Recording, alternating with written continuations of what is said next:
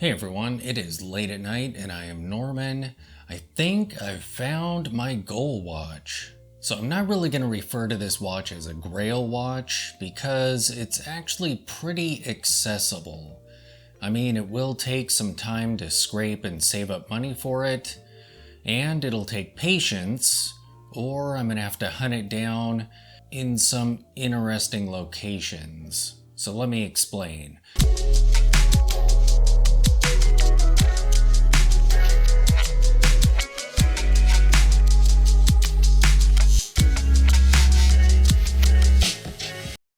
As most of you know, I'm pretty much a dress watch person for the most part. Now that it's summer, I have been wearing some tool watches and steel sports watches, but for the most part, nearly every day I'm wearing a dress watch.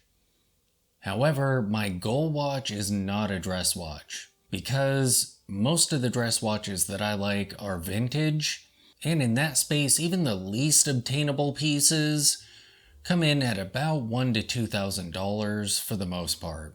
So watches like Omega DeVille's with black dials and crosshairs, those usually go for about that price. And they're not terribly difficult to find. I usually see one of them come through on eBay at least once a week, once every other week or so.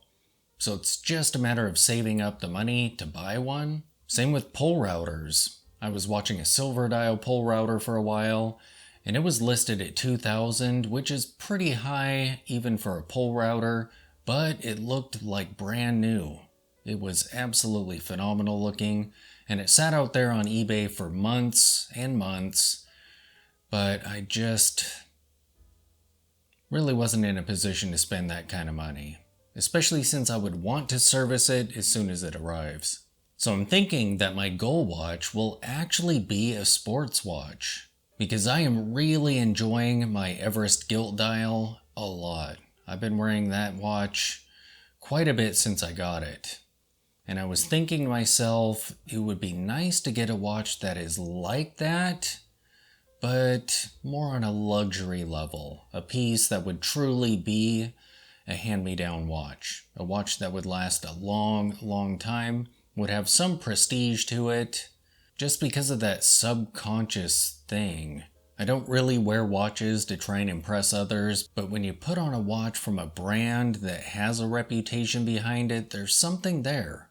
When I wear my Nomos Orion, the prestige of the brand is in the back of my mind subconsciously.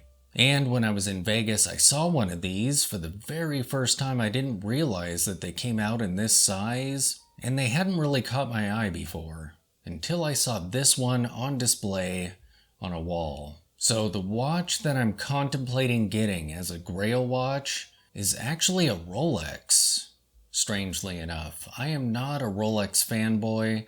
There are a few pieces that I like, but yeah. I like the Milgauss. Sadly, it's discontinued, and sadly, they didn't make it in an Explorer size.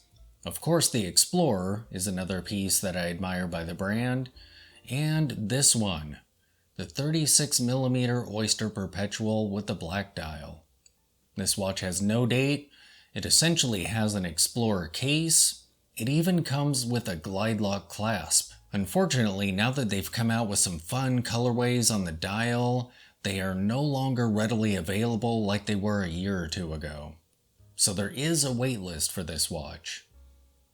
And at least one of the two ADs that are local that I can choose from as far as getting on a list for this watch, one of them doesn't really get the black dial in at all, and the other one I haven't checked with yet. So even though I can get on a wait list, one may never ever show up there. However, I did find one of these watches brand new on the gray market for about $1,000 over retail, which isn't bad at all.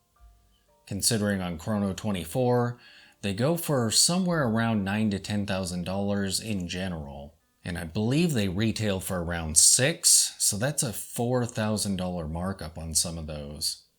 But $1,000 I feel isn't too terrible for a brand new Oyster Perpetual 36 black dial watch. So I'm thinking about it. I have a little bit of money in the account, and I'm slowly saving. I'm making sure not to buy a ton of inexpensive watches, although I did just buy that Seiko Silver Wave, but that's fine.